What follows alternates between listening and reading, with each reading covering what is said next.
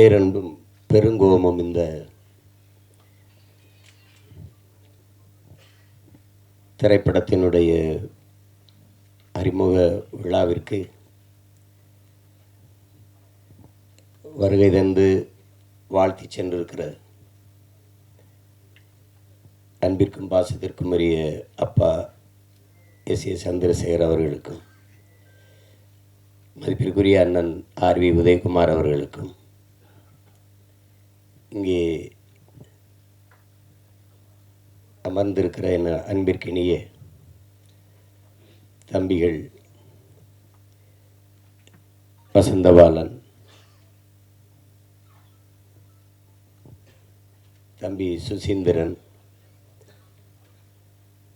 தம்பி கண்ணன் அவர்கள், என்னுடைய குரு சித்ரா லட்சுமணன் அவர்கள், தம்பி கருப்பழனியப்பன், எண்ணற்ற படைப்பாளிகள், அந்த வரிசையில் இப்போது தம்பி சிவபராஸ் அவர்களும் இணைந்திருக்கிறார்.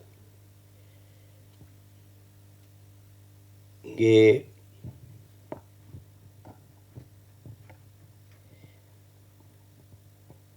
பேரன்பும் பெருங்கோபமும் ஒவ்வொருத்தரும் ஒரு விளக்கத்தை சொன்னார்கள். எல்லாரும்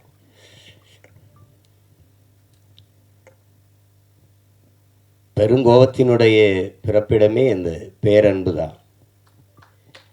நான் என்னுடைய தம்பி படத்தை எடுக்கும்போது தம்பி என்று தலைப்பு வச்சுட்டு கீழே தலைப்பு எழுத்தா பேரன்பும் பெருங்கோபமும் கொண்டவன் என்று போட்டிருந்தேன். அதில் இது தம்பிங்கிறது எங்கள் தலைவரை தான் குறிப்பிட்டு எடுத்தேன்னு எல்லாருக்கும் தெரியும். அதில் அது பேரன்பும் பெருங்கோபமும் கொண்டவன் அப்படின்னு போட்டேன். அது ஏன் பேரன்பு? அவருடைய பேரன்பு, தன் இனத்தின் மீது இருந்த பேரன்பு, அந்த இனம் அழித்து ஒழிக்கப்படும் போது அதை காக்க வேண்டிய பெருங்கோபத்திற்கு அவர் ஆளாயிட்டார்.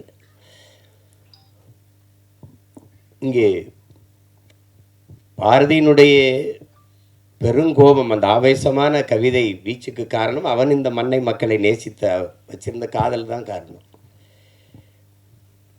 அப்படி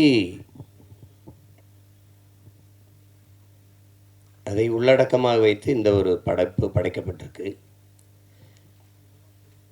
இதில் எல்லாத்தையும் விட பெரும் பாராட்டுக்குரியவர்கள் இப்படி புதியவர்களுக்கு துணிந்து வாய்ப்பு கொடுத்த தயாரிப்பாளர் மதிப்பிற்குரிய ஜெயகிருஷ்ணன் அவர்கள் தான். அவருடைய மனைவியார் பெயரில் காமாட்சி ஜெயகிருஷ்ணன் அவர் தயாரிச்சிருக்கார். அப்புறம் என்னுடைய தம்பி திருமலை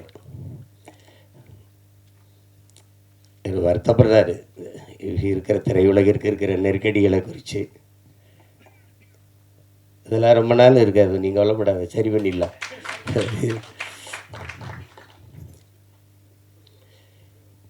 அதில் புதியவர்களுக்கு வாய்ப்பு துணிஞ்சு வாய்ப்பு கொடுக்கறதுங்கிறது அது ஒரு பெரிய சாதனை தான். அப்படி எங்கள் அப்பா எஸ்சி கூட பேசுனாங்க பாருங்கள். நான் ஒவ்வொரு தட்டையாக போய் வாய்ப்பு, அவ்வளோ பெரிய இயக்குனரே தன் மகனுக்கு கேட்டேங்கிறார். அதில் ஒரு அழகி படம் எல்லாரும் பார்த்தோராய்ச்சோம். தேவையான இவங்களை கூட குறிப்பிட்டு பேசுனாங்க. அந்த படத்தை நம்மளால் எடுத்துட்டாப்ல. அவர் ஒளிப்பதிவாளர் வந்து படம். இப்போ அது 4 ஃப்ரேம்னு ஒரு திரையரங்கம் இருக்குது. அதில் என்னை கூப்பிட்டு காட்டுறார், ஏ வா வை பாரு அந்த படத்தை அப்படின்னு.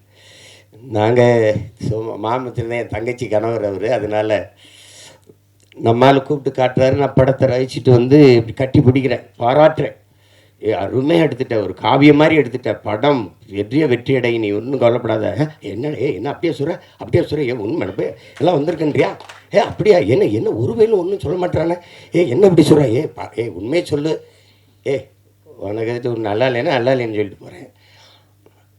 தயாரிப்பாளருங்க நின்றுட்டு இருக்காப்புல, உதயகுமார் தானே, உதயகுமார் நின்றுட்டு இருக்காப்புல. நாங்கள் ரெண்டும் பேசிக்கிறத பார்த்து சிரிக்கிறாரு. என்னதான் நண்பனாக இருந்தாலும் இப்படியா போய் பேசிட்டு போகிறதுன்றப்பல என்னை பார்த்து. அந்த படம் ஓடும்னு கடைசி வரை நம்பலை அவர். அவருக்கு நல்லா எடுத்து சொல்லும்னா, ஐயா நீங்கள் உண்மையிலே சிறந்த படத்தை தயாரிச்சிருக்கிறீங்க, அந்த படம் உண்மையிலே பெரிய வெற்றி அடையும் நம்பவே இல்லை அவர். திரைக்கு வந்து பிச்சுட்டு ஓடுது. இப்போ பெரிய விடுதி கட்டி வச்சு இருக்காப்புல, அங்கே போனால் தங்குறது. நீங்கள் தான் சொன்னீங்க அந்த படம் ஓடும்னு அப்படின்னு சொல்கிறாப்புல. இப்போ சொல்லுவார் அடிக்கடி. அது மாதிரி அவர் ஒரு தங்கரை பற்றி எல்லாருமே பேசிட்டாங்க. ஆனால் எனக்கு தெரிஞ்ச ஒரு தங்கர் குழு விவாதம்லாம் இல்லை கதையில். ஒரே ஆள் தான், ஒரே ஆள் தான் எழுதுவார். எழுதி ஒரு வாரத்தில் அந்த கதையை எழுதிட்டு வந்து எடுத்த படங்கள் தான் அத்தனையும். பள்ளிக்கூடத்தில் அது முதல்ல ஏவிஎம் படப்பிடிப்பு நிலையத்தில் நானும் சேரனும் தங்கரும் 3 பேர் உட்காந்து பேசுகிறோம். 3 பேர் சேர்ந்து செய்யலான்ட்டு. அதில் எங்கால இதில் கோவத்தில் சேரன் அடிக்க மாட்டேன்ட்டால. அப்புறம் தான் நரேன் வந்தார். அது செஞ்சோம். அதில் ரொம்ப அழகான எழுத்தாளர். ஒரு ஒவ்வொன்றும் அவருடைய காவியம் போல் ஒரு எழுதக்கூடிய ஒரு எழுத்தாளர். நான் கூட சொன்னேன், நீயே விஜித்தை நீயே அறிமுகம் செய்யலாமே. நான் எடுத்து வச்சுருக்காப்புல டக்குமுக்கு டிக்குத்தாலம் தானே. அவன் தான் முதல்ல அந்த படம் வேணாம், இந்த படம் வரட்டுன்ட்டான் விஜித்து. அது விஜித்து மேலே எனக்கு நம்பிக்கை இருக்குது. அதை விட எனக்கு எங்கால தங்கர் பச்சா மேலே நம்பிக்கை இருக்குது. அவன் எதையாவது எழுதி ஆகச்சிறந்த ஒரு காவிய படைப்பாக தந்தாவது விஜித்தை நிறுத்திடுவான். அதில் எனக்கு வந்து அசாத்திய நம்பிக்கை இருக்கு.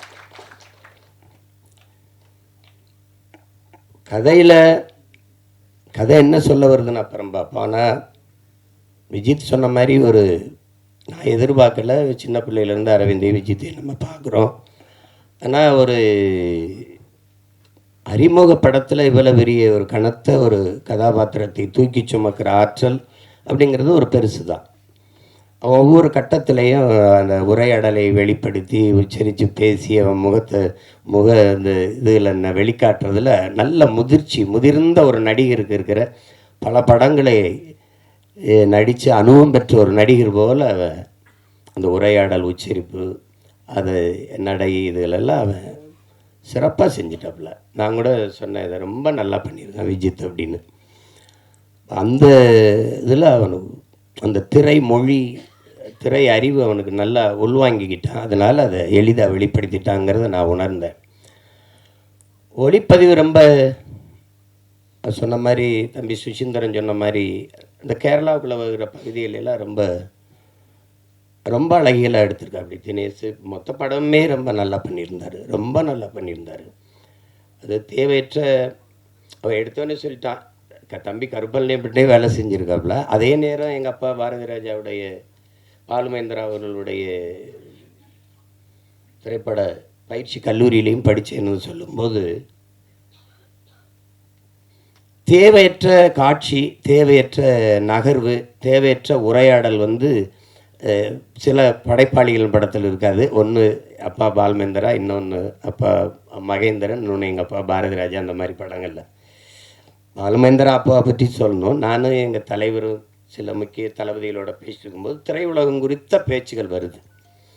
அந்த பேச்சுகள் வரும்போது ஒவ்வொரு படைப்பாளிகளை பற்றி பேசிட்டு வரும்போது பாலுமேந்திரா அப்பாவை பற்றி பேச்சு வரும்போது எல்லாரும் தான் கதை வசனங்கள் எழுதி படம் எடுக்கிறீங்க, ஏன் அவர் மாதிரி எடுக்க முடியலேன்ட்டு என்கிட்ட கேட்குறாங்க. கேட்கும்போது இங்கே உட்காந்துருந்த எங்கள் அண்ணன் பொட்டம்மான் வந்து ஊர் பாசம் நீ கண்டுக்கிறாரு அப்படிங்கிறாப்புல. 2 பேரும் ஒரே ஊர்னால ஊர் பாசத்தில் சொல்கிறாரு. ஆனால் உண்மையிலேயே அப்பா பாலுமேந்திரா படங்களையும் மகேந்திரன் ஐயா படங்களையும் நீங்கள் போட்டு பார்த்தீங்கன்னா இந்த உரையாடல் தேவையில்லை, இந்த காட்சி தேவையில்லாமல் இருக்குது, இந்த இடத்துல இந்த கருவி நகர்ந்திருக்க வேண்டாம் அப்படிலாம் நீங்கள் யாருமே வந்து குறை சொல்ல முடியாது. அவ்வளவு நேர்த்தியான படைப்பாளி. அந்த படைப்பாளியினுடைய பல்கலைக்கழகத்திலிருந்து சிவபிரகாஷ் வந்திருக்காங்கிறது இந்த படத்தை பார்க்கும்போது தெரிஞ்சது. நான் கூட தங்கட்ட சொன்னேன், தேவையற்ற பதிவு, காட்சி, உரையாடல் அப்படின்னு எதுவுமே இல்லை. முதல் படம் மாதிரி இல்லை. சிவபிரகாஷ் எனக்கு அவ இயக்குனர் ஆகிறதுக்கு முன்னாடி இருந்து தெரியும். என்னுடைய பயணங்களில் ஒரு 4-5 ஆண்டுகள் என் கூடவே பயணித்து வந்த ஒரு தம்பி. அவர் தான் இந்த படத்தை இயக்கியிருக்காங்கிறது எனக்கு தெரியாது. அப்புறம் பின்னாடி தெரிஞ்சோன்னே ரொம்ப மகிழ்ச்சி எனக்கு அதில். அதே மாதிரி கதாநாயகன் நடித்த அந்த சாலி அவர்கள், அவங்க படத்தில் அவங்க மலையாளியாக நடித்ததுனால நானும் மலையாளி அப்படின்னு தான் நினச்சிட்டு இருந்தேன். ஆனால் நல்லா நடிச்சிருந்தாங்க. படத்தில் ஒரு கருவி இருந்து நம்மளை பதிவு பண்ணிக்கிட்டு இருக்கு, நம்ம நடிக்கிறத பதிவு பண்ணிக்கிட்டு இருக்குங்கிறது என்ன இல்லைனாவே அவன் சிறந்த கலைஞனாக ஆயிடுவான். அது தெரியுது. அது நம்ம என் தம்பி அருள்தாஸ் சொல்ல வேண்டியதில் சிறந்த ஒளிப்பதிவாளர். அவன் செய்ய வந்த வேலை வேறு, இப்போ செஞ்சுக்கிட்டு இருக்க வேலை வேறு. இதில் 2 பேரும் மைம் கோயுமே வந்து என் தம்பி அருள்தாஸும் உண்மையான வாழ்க்கையில் ரொம்ப அநியாயத்துக்கு நல்லவங்க. திரையில் வந்து அநியாயத்துக்கு கெட்டவனாகவே நடிக்க வேண்டியது இருக்குது. அது ஒன்றும் பண்ண முடியாது. எனக்கு 2 தெரியும் எனக்கு ரொம்ப. அது மைம் கோம்பியை பார்த்தா புஷ்பாலெல்லாம் பயங்கர கொடுமையான கொடூரமான ஆளாக நடிச்சிருக்காப்புல. அப்புறம் பார்த்தா கன்னட படத்தில் நடிக்கிறோம். எந்த படம் எந்த தொலைக்காட்சி திருப்பினா நம்மால் இருக்காரு. நமக்கு ஒரு பெருமை. ஒளிப்பதிவு கருவி இல்லாமல் கூட போவாங்க. நம்மால் இல்லாமல் நீ போக முடியாது படப்பதிவுக்கு. அப்படி அந்த மாதிரி ஒரு பெருமை தான் நமக்கு. அது என் தம்பி அருள்தாஸ் கெட்டவனாலாம் நடிக்கும்போது கொஞ்சம் மனசு கஷ்டமாக தான் இருக்கும். இவன் ஏன்னா இதெல்லாம் நடிக்கிறான் அப்படின்னு. அதனால் கலைன்னு வந்துட்டா என்ன இருக்குது, அது நடிக்கணும். அதில் ஒன்றும் இல்லை. சிறந்த நடிப்பை வெளிப்படுத்தியிருந்தாங்க 2 பேருமே. எனக்கு ரொம்ப பிடிச்சிருந்தது படத்தில். அதில் இப்போ என் தம்பி வினோத் காவல்துறை அதிகாரியாக நடிச்சிருந்தார். நம்மால் அவன் அதெல்லாம் நல்லா நடிச்சிருந்தான். எல்லாம் அவனுக்கு ஒரு பெரிய கதாபாத்திரத்தை கொடுத்துருக்காரு சிவபிரகாஷ். ரொம்ப நல்லா வெளிப்படுத்தியிருந்தார். அவர்கிட்ட தான் கதை நகருது. ரொம்ப நல்லா இருந்தது. வாழ்த்துக்கள், உனக்கும் வாழ்த்துக்கள். இதில் நிகழ்ச்சியை நேர்த்தியாக தொகுத்து வழங்கிக்கிட்டு இருக்க என்னுடைய தம்பி முபாஷா அவர்களுக்கு என்னுடைய வாழ்த்துக்கள். ரொம்ப அதில் குறிப்பிட்டு சொல்ல வேண்டியது ஒளிப்பதிவு, அதுக்கப்புறம் அந்த உரையாடல். அது முருகேஷ் பாபு அவர்கள் ரொம்ப அருமையாக செஞ்சிருந்தார். இந்த உரையாடல் யாருன்னு நான் கேட்டேன்னா, துருத்தலை வெளியில் போய் எப்படி தேவையற்று பேசுகிறாங்க, வம்படியாக பேசுகிறாங்க அப்படின்னு இல்லாமல் கதாபாத்திரங்கள் அதனுடைய இயல்புக்கு அந்த உரையாடலை எழுதியிருந்தார். ரொம்ப அருமையாக இருந்தது. எல்லாருக்கும் என்னுடைய அன்பும் வாழ்த்துக்களும். இங்கே ஆகச்சிறந்த மேதை இருக்கார் எங்கள் கலை இயக்குனர் முத்துராஜு. அப்புறம் என்னுடைய தம்பி அவன் கவிஞ, அவன் சிறந்த கவிஞன். அவன் எழுதிய பாடல்கள், அதில் அவன் சொன்ன ஒரு ஐயா விஜயகாந்தை பற்றி சொல்லும்போது சரிதான், தமிழன் தமிழன் இவன் தான் தமிழன். அந்த பாட்டு கொஞ்சம் வலியாக தான் இருந்தது. அவருடைய இறுதி ஊர்வலம் போகும்போது அந்த பாட்டை திருப்பி போடும்போது ரொம்ப இதாக இருந்தது. அவ்வளவு சிறந்த ஆற்றலாளர்கள்லாம் இங்கே இருக்கிறாங்க. என்னுடைய குரு, அவரை பற்றி நான் சொல்லணும். நாங்கள் பசும்பன் படத்துக்கு நான் கதை வசனம், எனக்கு எங்கள் அப்பாவுக்கும் சண்டை வராத நேரங்களே இல்லை. அப்போ பஞ்சாயத்து செய்த பஞ்சாயத்துதார் அவர் தான். என்ன எழுதி கொடுத்தாலும் தாளை தூக்கி தூக்கி கீழே போட்டுருவாங்க. சார் அது படிக்கிறதுலாம் கிடையாது, சை சை அப்படின்ட்டு. நான் ஒன்றும் இல்லை, பதறதில்லை, எடுத்து பொறிக்க அப்படியே வச்சுருப்பேன், போய் உட்காந்துருவேன். எல்லோரும் பெரிய பெரிய நடிகர்கள், நான் நீண்டு பையன் பேர செட்டு இரும்படிக்கிட்டு சில பேர் உட்காந்துருப்பேன். திடீர்னு இந்த இடத்துல சித்ரா இங்கே சிவா ஒரு இது பண்ணணும், ராதிகா இங்கேருந்து வரணும், இங்கே ஒரு இது வேணும், எங்கே அந்த பையன். நான் எங்கேயாவது உட்காந்துருப்பேன் தேடி. சிஷியா இங்கே வா அப்படின்னு. இன்னும் என்ன உங்கள் அப்பா வந்து வசனம் கேட்குறாரு, இங்கே வாங்க, என்னப்பா வேணும், இங்கே 2 பேரும் பேசணும், இந்த இருக்குப்பா.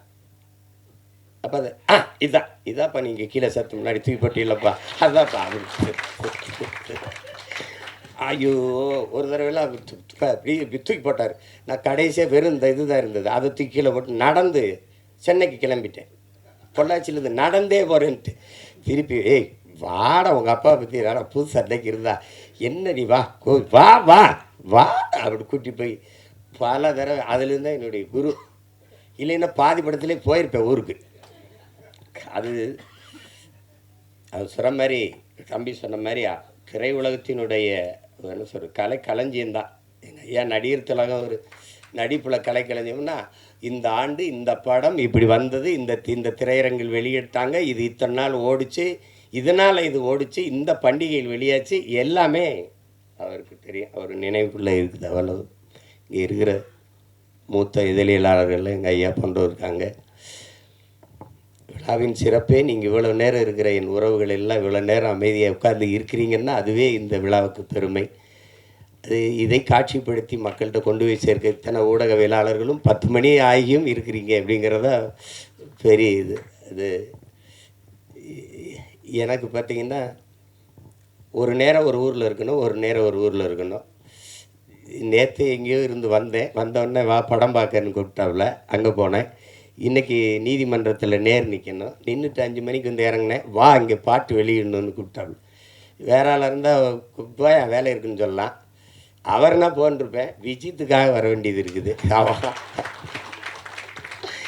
இவரெல்லாம் யார் பார்ப்பா? என் தங்கச்சிக்கு என் பிள்ளைங்க விஜித்து அரவிந்துக்காக பார்க்க வேண்டியிருக்கு. ரெண்டாவது, எங்கள் தங்கர் சொன்ன மாதிரி நம்ம எல்லாருமே வெறுக்கிற இதுகள் இருக்குது, செயல்கள் இருக்குது. ஒன்று ஊழல், லஞ்சம். யாருக்கும் பிடிக்கலை, இந்த நாட்டில் யாருக்கும் பிடிக்கலை. ஆனால் ஒரு கேள்வி எழுது, யாருக்குமே ஊழல் லஞ்சம் பிடிக்கலையே, அப்போ யார் கொடுக்குறா, யார் வாங்குறா? சரிதானே? லட்சுமி ராமகிருஷ்ணன் இருக்காங்க, அவங்க தான் நியாயமான தீர்ப்பு சொல்லணும். ஏன்னா இல்லை, ஒரு கேள்வியை நம்ம இப்படி கேட்டு பார்ப்போம். உங்களுக்கு ஊழல் பிடிக்குமா? லஞ்சம் யாருக்காது பிடிக்குமா? தங்கச்சி உங்களுக்கு பிடிக்கும்? பிடிக்க யாருக்கும் பிடிக்காது. அப்போது யார் தாண்டா கொடுக்குறா, எவன் தாண்டா வாங்குறான் தெரியல. எங்கே இந்த ஊழல் லஞ்சம் பிறக்குது அப்படின்னா, தனக்கு கிடைக்காதது எவனுக்கும் கிடைக்கக்கூடாது, எவனுக்கும் கிடைக்காதது எனக்கு கிடைச்சிடணும். இந்த எண்ணத்தில் தான் ஊழல் லஞ்சமே பிறகு. கோயில் கருவறையா முதல்ல கும்பிட்டு போயிடணும், அதுக்கு 1000 ரூபா சிறப்பு தரிசனம் கட்டிடு, என்ன லஞ்சம். பிரசவரையா அங்கே போனால் மனைவி சேர்த்தனா மருத்துவர்னு கூட சொல்கிறது இல்லையே, நம்ம தான் டாக்டர். எவ்வளவு செலவானாலும் பரவாயில்ல காப்பாற்றிடுங்க, அந்த வார்த்தையே லஞ்சமாயிருது. எவ்வளவு செலவானாலும் பரவாயில்லையா, அப்போ காசுக்காரன் போடுறான்னு திட்டிடலாம். கோயில் கருவறையிலிருந்து தாயின் கருவறை வரைக்கும் ஊழல் லஞ்சம் இருக்குது. ஒரு மருத்துவக் கல்லூரியில் படிக்க போனான்னா 10 இடம் தான் இருக்குது, ஆனால் 100 பேர் காத்திருக்கான்னா அவனுக்கு கிடைக்காத இடம் எனக்கு கிடைக்கணும்னா ஒரு இடம் 1 கோடின்னா கட்ட தயாராக இருக்கான். அங்கே யாருக்கும் கிடைக்காதது எனக்கு கிடைக்கணுங்கிற அந்த எண்ணத்தில் பிறந்துருது இந்த ஊழல் லஞ்சம். அதனால ஒழிக்க முடியல. அதே மாதிரி தான் இந்த சமூகத்தின் மிக கொடிய நோய். இன்னைக்கு நேரத்தில் கதாநாயகி விட பாடினாங்க, நம் பாட்டன் பாரதி பாடினது. பாரதி ஒன்று, இந்த சமூக கட்டமைப்பின்படி அவன் தாழ்ந்தவனோ அவன் தாழ்த்தப்பட்டவனோ அப்படி கிடையாது. அவன் உலகத்தில் அவனை மாதிரி ஒரு மகன் இந்த மண்ணில் பிறந்திருக்கான்னா நீங்கள் எவனுமே இருக்க முடியாது.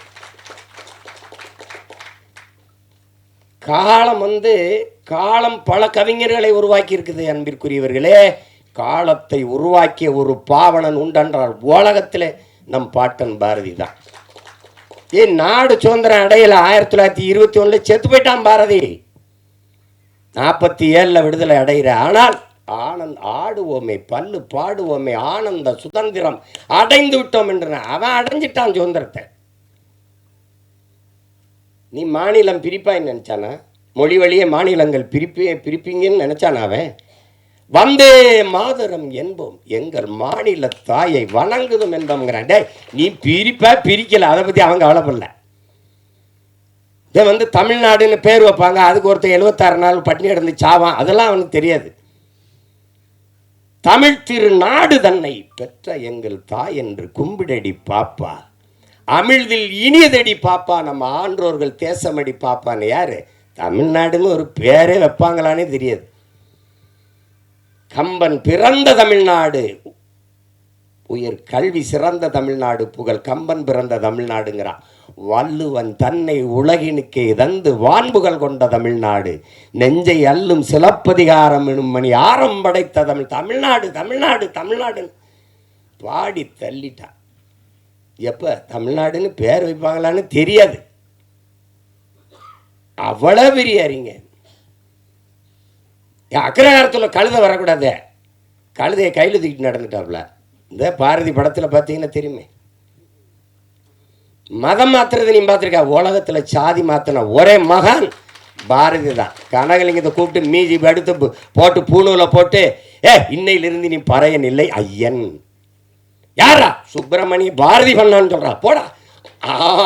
அப்படி ஒரு ஆள் நம்ம ஆள். அவன் சொல்றான், அவன் மனசுக்குள்ள எம்புட்டு வழி இருந்தா, சாதிகள் இல்லையடி பாப்பா குல தாழ்ச்சி உயர்ச்சி சொல்லல் பாவம் நீதி உயர்ந்த மதி கல்வி அன்பு நிறைய உடையோர்கள் மேலோர்ன்றான். அதுக்கு முன்னாடி ஒரு கிளவி வர்ற, அறிவு மூதாட்டி வர்றா. சாதி இரண்டொழிய வேறில்லை சாற்றுங்கால் நீதி வலுவா நெறிமுறை. சாதி இரண்டுன்னா நம்மால் என்ன பண்ணுறான்? ஆஞ்சாதி பொஞ்சாதி. அது இல்லை சாதியே, அது இல்லை. ஆண்பால் பெண்பால், அது பாலியல் வேறுபாடு. அதில் அது சாதி இல்லை. ஆண் ஜாதி பெண் ஜாதின்னு கிடையாது, பாலியல் வேற்றுமை. அது அவ சொல்ற சாதி இட்டார் பெரியோர் இடாதார் இழிகுலத்தோர்ன்ட்டான். கொடுக்கிறவ உயர்ந்த சாதி, தனக்கென்று பதுக்கி ஒதுக்குற கஞ்ச பிசுனா இருக்கான அவன் தாண்ட இழி மகன் கீழ் சாதின்ட்டான். எல்லாரும் பாடி போறான். பாரதிக்கு பின்னாடி எங்களுக்கு ஒரு தாத்தன் வரான், புரட்சி பாவலன். அவன் இருட்டறையில் உள்ளதடா உலகம்ங்கிறான். இருட்டறையில் உள்ளதடா உலகம், சாதி இருக்கின்றது என்பானும் இருக்கின்றானேங்கிறான். தமிழுக்கு அமுதென்று பேர், அந்த தமிழ் இன்பத்தமிழ் எங்கள் உயிருக்கு நேர்னு பாடின அவன், தமிழ் என் உயிருக்கு நேர்னு பாடின அவன், தமிழ் வளர்த்தல் ஒன்று சாதி ஒழித்தல் மற்றொன்றுன்னு பாடல. சாதி ஒழித்தல் ஒன்று, நல்ல தமிழ் வளர்த்தல் மற்றொன்றுனா. முதல்ல சாதியை ஒழிடாங்கிறான். சாதிய ஒளி. எல்லாரும் சமநிலை சமூகம் படைக்கதான் போராடுறான். அங்க சித்தரு புத்தரு ஞானி யோகி மகான் எல்லா காலங்களையும் சாதிக்கு எதிரான குரல், சாதிக்கு எதிரான கருத்து, சாதிக்கு எதிரான கட்டுரை, சாதிக்கு எதிரான பாட்டு, சிந்தனை, போராட்டம். ஆனாலும் இந்த சாதி சாக மாட்டேங்குது. அதே தான் சொன்னான், எல்லாரையும் சாகடிக்கிற சாதியே உனக்கு ஒரு சாவு வராதா? அதானே எல்லாரும் பாடுனான். இந்த தலைமுறையில் எங்கள் விஜித்து சிவபிரகாச அவன் பங்குக்கு ஒரு நெற்பள்ளி போடுறான் இந்த சாதியை கொளுத்துறது. சாதிங்கிறத ஒரு கொடிய சமூக நோயாக இருக்குது, கொரோனாவை விட பெரிய கொடிய நோய். சாதி என்ன செய்யுது? உலகத்திலே புனிதமான ஒன்று இருக்குங்க, அன்பு, அதை கொன்றுதுங்க. உலகத்திலே நீங்கள் இந்த மானுடன் ஒரு அளப்பெரிய ஆயுதங்களை கண்டுபிடிக்கிறாங்க மனுஷன் அழிச்சு கொள்றதுக்கு. இந்த எல்லா ஆயுதங்களையும் அழிக்கக்கூடிய ஒரு ஆற்றல் இருக்குன்னா அது அன்புக்கு தான் இருக்கு. அன்பு என்ன செஞ்சிரும்னு பாருங்க. அமெரிக்க அதிபர் இந்தியாவுக்குள்ள வந்தா கடை வச்சுட்டு வீசா அனுமதி வேணும். இந்திய நாட்டின் முதன்மை அமைச்சர் ஐயா மோடி அமெரிக்கா ரஷ்யா போனால் அவர் கடை வச்சிட்ட காட்டணும், அனுமதி உள்நுழைவு அனுமதி வேணும், விசா அனுமதி உள்நுழைவு அனுமதி வேணும். ஆனால் ஒன்றுமே இல்லைங்க இதில். ஒருத்தி ஒன்றுமே இல்லை, அன்னை தெரேசான்னு ஒருத்தி ஒன்றுமே இல்லை. அவளுக்கு ஒன்றுமே கிடையாது. அவள் எந்த பதவிகளெல்லாம் ஒன்றும் இல்லை. பாருங்க, எல்லா நாடுகள்லையும் பணி செஞ்சு வந்து இந்தியாவில் தங்கிட்டா. அவளுடைய சேவை நிறைய தேவை இந்த நாட்டுக்கு இருந்துட்டா. அப்போ உலக நாடுகள் அந்த அன்பு தாயை பார்த்து சொல்லுது, அவளுக்கு கடவு சீட்டு இல்லை, உள்நுழைவு அனுமதி இல்லை, வீசா இல்லை. எந்த நாட்டுக்கு வேணாலும் நீ வா தாயே, உனக்கு எங்கே தங்கணும்னு விருப்பமோ அங்கே நீ தங்கிக்கலாம், எந்த இடத்துல நீ குடியேற நினைக்கிறியோ அங்கே குடியேறிக்கலாம்னு உலகம் இருகரமும் விரித்து அந்த தாயை வரவேற்றதென்றால் உலகத்தை தன் அன்பால் சுருக்கி விட்டா ஒரு மனுஷி. அந்த அந்த மதம் சாதி எல்லாம் பேசிட்டுக்கிறான். எல்லாவற்றிலும் புனிதம் ஒன்று இருக்குது, மனிதம். அந்த மனிதத்தை கொன்றுது. ஆகச்சிறந்த ஒன்று அன்பு, அதை கொன்றுது இந்த சாதி. சாதி மதம் நீங்கள் என்ன சாதாரண நினைக்கிறீங்களா? கல் சாராயம், இந்த கஞ்சா அவின்னு கொட்கைன்னு இந்த இதெல்லாம் இருக்குல்ல, அது போட்டால் தான் புதையிறோம். சாதி மதமும் சொன்னால் ஏறிடும்ன்றான். இந்த மார்க்ஸை விடவா ஒரு மேதை இருக்கான் அந்த நாட்டில். 2000 ஆண்டுகளில் இவனை போல ஒரு சிந்தனையால் இன்னும் பிறக்கலைன்றான். அவனே சொல்கிறான் மதம் ஒரு அப்படின்னு சொன்னா ஏறிடுன்றான். மற்ற போதையெல்லாம் படுத்து தூங்கினா இறங்கிடும். சாதி மத போதை ஏறிச்சுன்னா செத்து பாடையில் போனாலும் ஏறாது. ஏன்னா தனி சுடுகாடு அவனுக்கு. செத்தாலும் ஆறுமுக கவுண்டர் சுப்பிரமணிய நாடாருன்னு எழுதி வைப்பானா இல்லையா கல்லறையில்? செத்தாலும் போகாது. இந்த சாதி ஒரு சமூக நோய். குறிப்பாக எங்களுக்கு தமிழ் தேசியர்களுக்கு வந்து பெருநோய். இந்த மண்ணில் பிறந்த ஒரு பெரிய புரட்சியாளன் எங்களுடைய அண்ணன் தமிழரசன் அவர்கள் எழுதுகிற, டேய் சாதி மதம் சாராயம் இது 3 வந்து தமிழ் தேசிய அரசியலின் மிகப்பெரிய பகைவங்கிறது. மது மதம் சாதி போதை இருக்க பெரிய கொடிய நோய்டாங்கிறது. அது என்ன சொல்ல, இப்போ தேர்தலில் நம்ம வேலை செஞ்சு போவேன் எல்லாம் சரின்னு விடும், என்னதானாலும் நம்ம சாதியை விட்டு கொடுக்க முடியாதுலன்றான். அவனுக்கு மொழி செத்துச்சு கவலைப்பட மாட்டான், அவனுக்கு இனம் செத்துருச்சே கவலைப்பட மாட்டான், ஆறு செத்துருச்சே கவலைப்பட மாட்டான், மலை களவு போகுது கவலைப்பட மாட்டான், வளம் திருடு போகுது கவலைப்பட மாட்டான், உரிமை பறி போகுது கவலைப்பட மாட்டான். எது செத்தாலும் சரி தன் சாதி செத்துறக்கூடாது அப்படி நினைக்கிற ஒரு கூட்டத்துக்கிட்ட 2 காதலர்கள் சிக்கிக்கிட்டா என்ன நிலைமை? அதுதான் கதை. ஒரு பேரன்பை ஒருத்தன் வைக்கிறான், அந்த பேரன்புக்கு பிரச்சனை, அதை அந்த அன்பை சிதைச்சவனை ஒழிக்கணும்னு நினைக்கிறான், பெருங்கோபம். இதுதான் படம். சரிதானே ஓய்? ஆமான்ட்டாப்ல. ஏன்னா நீங்கள் இதை பாருங்க, சாதிய இழிவை துடைத்தெறிய போராடாமல் இருப்பதை விட செத்து ஒழிவதே மேலானதுன்னு அண்ணல் அம்பேத்கர் சொன்ன இந்த மொழின்னு இருக்கிற அந்த வலி இருக்குல்ல, அதை நீங்கள் உணர்ந்துட்டீங்கன்னா நீங்கள் இந்த நாட்டில் தீண்டாமைங்கிற ஒரு சொல்லே இருக்குது. நீங்கள் நினச்சி பாருங்கள் எவ்வளோ வலின்னு தான். நான் யாருக்கு அடிமை இல்லை, எனக்கும் யாரும் அடிமை இல்லை. இந்த எண்ண ஓட்டம்தான் இங்கே எல்லாருக்கும், இந்த மானுடத்தில் எல்லாருக்கும் தேவைப்படுது. இதுதான் இங்கே இருக்கிற சிக்கல். இப்போ பாருங்க, என்னரும் மக்களே சிலர் பாருங்க, என்னரும் மக்களே, இந்த பூமியில் பிறந்து தாழ்த்தப்பட்டவர்கள், தீண்டத்தகாதவர்கள் கோயிலுக்குள்ளே வரக்கூடாது, குளத்தில் குளிக்கக்கூடாது, தெருவில் நடக்கக்கூடாது, இப்படி இந்த தீண்டாமை இழிவை சுமந்து நீங்கள் படுகிற இந்த பாடை பார்க்கும்போது என் இதயம் நொறுங்கி ரத்தம் வழிகிறது. இதற்கு நீங்கள் தாயின் கருவறையிலேயே கலைந்து போயிருக்க கூடாதா அப்படின்னு ஆவேசமாக தன்னுடைய வலியை வெளிப்படுத்துகிறார் அண்ணல் அம்பேத்கர். அதை தான் தோணுது. எத்தனை வலி, எவ்வளவு வலியின் மொழி அது. இன்னுமா அந்த கொடுமை இன்னும் தொடருது. அதை பாருங்க, பிறப்பின் அடிப்படையில் பேதம் பாராட்டுகிற, உயர்ந்தவன் தாழ்ந்தவன் என்ற பாகுபாடு பாராட்டுகிற இந்த கொடிய நோயை ஒழிக்காத சமநிலை சமூகம் பிறக்காது. இதற்கு என்னைக்கு சொல்றான் பாருங்க, அந்த இதில் படத்தில் கூட வருது பாருங்க, நம்முடைய அது குரல் ஒளியில் வருது. நம்ம பாவா செல்லத்துறைவர் சொல்றாரு பாருங்க, பிறப்பு ஒக்கும் எல்லா உயிருக்கும்னு வள்ளுவ பெருமகனார் தந்தருளிய மறைமொழியில் எத்தனை ஆண்டுகள், 1000 ஆண்டுகளுக்கு முன்னாடி பாடுறாரு, எத்தனை 1000 ஆண்டுகளுக்கு முன்னாடி பாடுறாரு. அப்போ அந்த காலத்திலேயே இந்த ஏற்றத்தாழ்வு இருந்திருக்குது. பிறப்பு ஒக்கும் எல்லா உயிருக்கும், எல்லா மானுடருக்கும்னு சொல்லவே இல்லை நம் மூதாதை, எல்லா உயிருக்கும் பிறப்பு ஒக்கும்ன்றது. அதில் பிறப்பின் அடிப்படையில் பாகுபாடு, உயர்ந்தவன் தாழ்ந்தவன். இதில் பாரதி ஏன் ஆகச்சிறந்த மானுடன் பாரதி கிட்ட கேட்கப்படுது, எங்க நோய், நாம் பிரம்மனின் தலையிலிருந்து பிறந்தோம், சத்திரியன் தோலிருந்து பிறந்தான், வைசியன் தொடையிலிருந்து பிறந்தான், அந்த சூத்திரன் காலில் இருந்து பிறந்தான், இந்த பஞ்சமன் ஒருத்தருக்கான அவன் எதிலங்கானு பிறந்தான்னு பாரதி கிட்ட கேட்கப்படுது. பாரதி அவன் மட்டும்தான்டா அவங்க ஆத்தாளுக்கும் அப்பனுக்கும் பிறந்தான்ட்டான். இன்னும் புரியுதா உங்களுக்கு? சமூகத்து மேலே இருந்து அவனுக்கு கோபம் இருக்குது பற்றியில, அந்த கோபம் தான் இந்த பெருங்கோபம். அதை நீங்கள் இது என்ன, அது இழிவை சுமந்து பார்க்குறவனுக்கு தான் தெரியும். நீங்கள் இந்த வலி இது மேல்தட்டு மக்களுக்கு ஒன்றும் தெரியாது. இது நாட்டாமல் பண்ணிட்டு, இது ஒரு போதை, இது ஒரு மனநோய்.